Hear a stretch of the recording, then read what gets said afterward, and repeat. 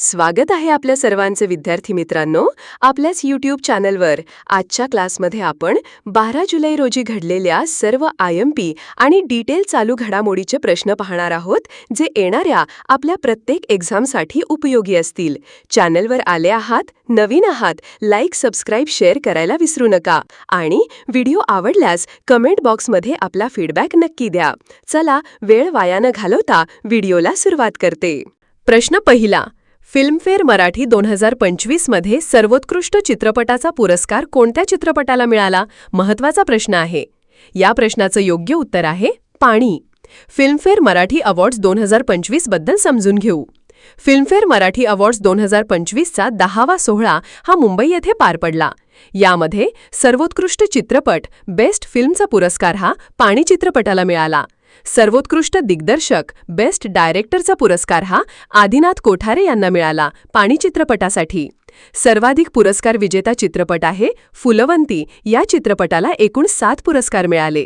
सर्वोत्कृष्ट गीतलेखनाचा पुरस्कार हा शांता शेळके यांना मिळाला आणि जीवनगौरव पुरस्कार म्हणजे लाईफटाईम अचीवमेंट अवॉर्ड 2025 हा उषा मंगेशकर यांना प्रदान करण्यात आला.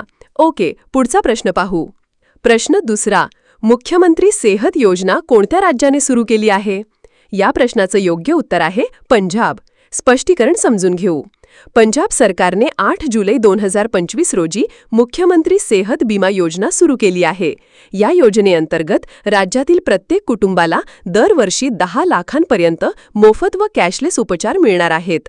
कोणतीही जात, धर्म, उत्पन्न मर्यादा नसून फक्त आधार किंवा मतदार ओळखपत्रावर कार्ड मिळेल. ही योजना 2 ऑक्टोबर 2025 पासून प्रत्यक्ष लागू होणार आहे. सुमारे 65 लाख कुटुंबे व 3 कोटी नागरिक या योजनेचा लाभ घेतील. ओके, पुढचा प्रश्न पाहू. प्रश्न तिसरा. 11वे भारत मक्का शिखर संमेलन 2025 चे आयोजन कुठे करण्यात आले होते? या प्रश्नाचं योग्य उत्तर असणार आहे दिल्ली. स्पष्टीकरण पाहू. फिक्की 11वे भारत मक्का शिखर संमेलन 2025 हे 7 जुलै 2025 रोजी नवी दिल्ली येथे पार पडले. या संमेलनात केंद्रीय कृषी मंत्री शिवराज सिंह चौहान हे सहभागी झाले होते. 2025 मध्ये झालेल्या शिखर संमेलनावर एक नजर टाकूया. नाटो शिखर संमेलन 2025 हे हेग, नेदरलँड्स येथे पार पडले. 17वे ब्रिक्स शिखर संमेलन 2025 हे रिओ डी जेनेरिओ, ब्राझील येथे पार पडले. 7वे हेलिकॉप्टर आणि लघु शिखर संमेलन 2025 हे पुणे, महाराष्ट्र येथे पार पडले. बिमस्टेक युवा शिखर संमेलन 2025 हे गांधीनगर, गुजरात येथे पार पडले. 11वा आंतरराष्ट्रीय योग दिवस 2025 हा विशाखापट्टणम, आंध्र प्रदेश येथे पार पडला. 18वा प्रवासी भारतीय दिवस 2025 हा भुवनेश्वर, ओडिसा येथे पार पडला. ओके, पुढचा प्रश्न पाहू. प्रश्न चौथा. जगातील नवजात बालकांसाठी मलेरिया विरोधी औषधास प्रथम मंजुरी देणारा देश कोणता? योग्य उत्तर आहे स्वित्झर्लंड. डिटेलमध्ये समजून घेऊ. कॉर्टेम बेबी हे नवजात बालकांसाठी तयार करण्यात आलेले जगातील पहिले मलेरिया विरोधी औषध आहे. हे औषध नोवार्टिस आणि मेडिसिन्स फॉर मलेरिया व्हेंचर यांच्या संयुक्त प्रयत्नातून विकसित झाले आहे. याला जुलै 2025 रोजी स्वित्झर्लंड देशाने सर्वप्रथम मंजुरी दिली. हे औषध 2 ते 5 किलो वजनाच्या नवजात बालकांमध्ये सुरक्षितपणे वापरता येते. या औषधीमुळे बाल मलेरियावरील उपचारात महत्त्वपूर्ण टप्पा गाठण्यात आला आहे. ओके, नंतरचा प्रश्न आहे. प्रश्न 5वा. विश्व पोलीस व अग्निशमन खेळ 2025 मध्ये भारताने कोणते स्थान पटकावले आहे? योग्य उत्तर आहे 3रे. डिटेलमध्ये हा प्रश्न समजून घेऊ. 21व्या विश्व पोलीस व अग्निशमन खेळ 2025 ही स्पर्धा अमेरिकेतील बर्मिंगहॅम, अलाबामा येथे पार पडली. या स्पर्धेत अमेरिकेने 1354 पदकांसह प्रथम क्रमांक पटकावला, ब्राझीलने दुसरा, तर भारताने 588 पदकांसह तिसरा क्रमांक पटकावला. उत्तर प्रदेश पोलिसांनी 95 पदकं जिंकून भारतीय राज्यांमध्ये प्रथम स्थान पटकावले आहे. ही स्पर्धा पोलीस व अग्निशमन कर्मचाऱ्यांसाठी जगातील सर्वात मोठ्या क्रीडा स्पर्धांपैकी एक आहे. ओके, प्रश्न 6वा.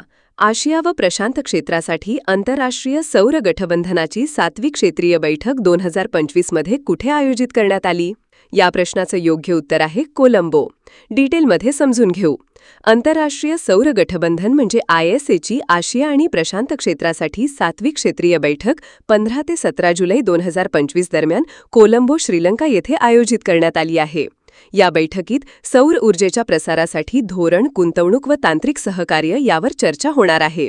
भारताच्या पुढाकाराने स्थापन झालेल्या या संस्थेचा हा एक महत्त्वाचा भाग आहे, जो पर्यावरणपूरक विकासाला चालना देतो. ISAचे मुख्यालय कुठे आहे? भारतात गुरुग्राम, हरियाणा येथे. ओके. 7वा प्रश्न आहे, जुलै 2025 मध्ये वत्सला हत्तीणीचे निधन कोणत्या राज्यात झाले? या प्रश्नाचं योग्य उत्तर आहे मध्य प्रदेश. हा प्रश्न डिटेलमध्ये समजून घेऊ. वत्सला ही आशियातील सर्वात वयोवृद्ध हत्तीण होती, जिने अंदाजे 100 वर्षे आयुष्य जगले.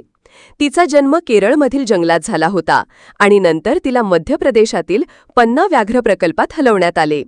वत्सला 1993 पासून तिथे राहत होती आणि 2003 पासून ती सेवानिवृत्त होती. 8 जुलै 2025 रोजी वृद्धापकाळाने तिचे निधन झाले. ती जंगलाची आजी म्हणून ओळखली जात होती. ओके. प्रश्न 8वा. जुलै 2025 मध्ये भारतीय नौसेनेने कोणत्या युद्धपोतावरून लांब पल्ल्याचा पाणबुडी विरोधी रॉकेट ERASRचे यशस्वी चाचणी परीक्षण केले? योग्य उत्तर आहे INS करवत्ती. स्पष्टीकरण पाहू. INS करवत्ती ही भारतीय नौसेनेतील एक स्वदेशी बनावटीची कोरवेट युद्धनौका आहे. जुलै 2025 मध्ये INS करवत्ती या युद्धनौकेवरून ERASR म्हणजे extended range anti submarine rocket या लांब पल्ल्याच्या पनडुब्बी विरोधी क्षेपणास्त्राचे गोवा किनाऱ्याजवळ यशस्वी परीक्षण करण्यात आले. हे रॉकेट DRDOच्या सहकार्याने विकसित करण्यात आले असून त्याची मार्क क्षमता 8 किलोमीटरपेक्षा अधिक आहे. ओके. नंतरचा प्रश्न पाहू. प्रश्न 9वा. 1 जानेवारी 2026 पासून युरोला अधिकृत चलन म्हणून स्वीकारणारा युरोझोनमधील 21वा सदस्य देश कोणता आहे? योग्य उत्तर आहे बुल्गेरिया. हा प्रश्न डिटेलमध्ये समजू. बुल्गेरिया 1 जानेवारी 2026 पासून युरो हे आपले अधिकृत चलन म्हणून स्वीकारणार आहे. यासोबतच तो युरोझोनमधील 21वा सदस्य देश ठरणार आहे. यापूर्वी बुल्गेरिया लेव हे राष्ट्रीय चलन वापरत होते. ओके. 10वा प्रश्न. जुलै 2025 मध्ये ॲपल कंपनीचे नवीन भारतीय वंशाचे मुख्य परिचालन अधिकारी COO म्हणून कोणाची नियुक्ती करण्यात आली आहे? योग्य उत्तर आहे सबीह खान. हा प्रश्न डिटेलमध्ये समजून घेऊ. ॲपल कंपनीने जुलै 2025 मध्ये आपल्या नवीन मुख्य परिचालन अधिकारी COO म्हणून भारतीय वंशाचे सबीह खान यांची नियुक्ती केली आहे. सबीह खान हे उत्तर प्रदेशातील मुरादाबाद येथे जन्मले असून 1995 पासून ॲपलमध्ये कार्यरत आहेत. त्यांनी यापूर्वी senior vice president of operations म्हणून काम पाहिले आहे. ते जेफ विलियम्स यांच्यानंतर COO पद स्वीकारणार आहेत. आणि ॲपल कंपनीचे CEO कोण आहेत? Tim Cook. ओके. धन्यवाद विद्यार्थी मित्रांनो. व्हिडिओ आवडल्यास लाईक, सबस्क्राईब, शेअर करायला विसरू नका आणि व्हिडिओ कसा वाटला हे कॉमेंट बॉक्समध्ये नक्की कळवा. Thanks for watching.